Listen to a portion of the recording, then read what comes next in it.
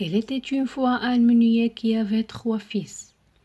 Comme il sentait que sa fin était proche, il réunit et leur dit: Mes fils, c'est à votre tour maintenant de prendre la suite. Toi, mon aîné, je te laisse le moulin. Toi, mon cadet, tu auras l'âne. Et toi, mon petit Benjamin, il te restera le chat. À la mort de leur père, les 3 fils feront comme il avait dit. Le plus jeune se trouvait un peu malheureux d'avoir hérité un chat.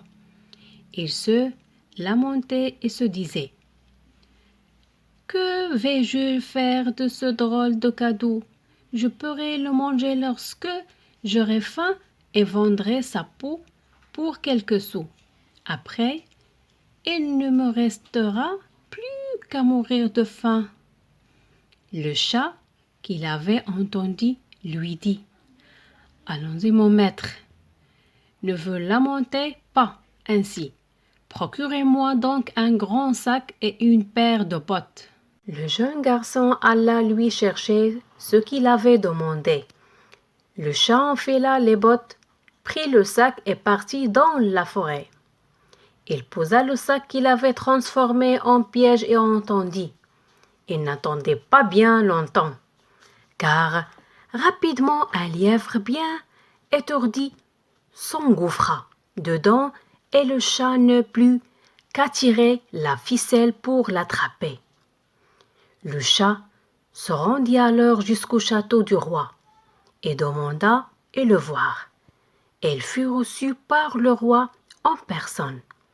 Et là, après de nombreuses références, il lui dit: Sire, mon maître le marquis de Carabas vous fait cadeau de ce lièvre qu'il a chassé sur ses terres.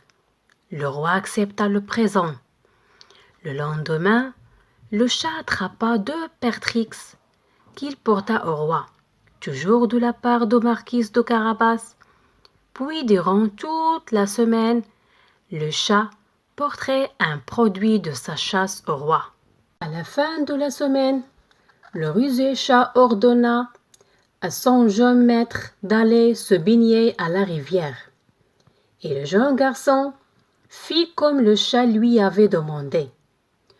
Quand le roi et sa fille vinrent à passer, le chat hurla: À l'aide, le marquis de Carabas se noie. Au voleur, on lui a pris ses habits.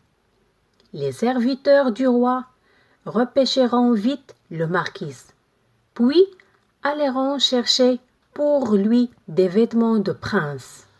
Ainsi vêtu, le jeune homme avait belle allure, et plut tant au roi, et plut encore à sa fille, que le roi lui proposa de les accompagner dans leur promenade.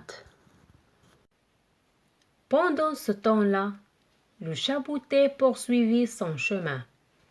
À tous les paysans qu'il rencontra, il chuchota: Dites au roi que toutes ces terres appartiennent au marquis de Carabas. Sinon, vous regretterez d'être né. Quand le roi demanda à qui appartenait-elle près au tel champ, on lui répondit: C'est à monsieur le marquis de Carabas.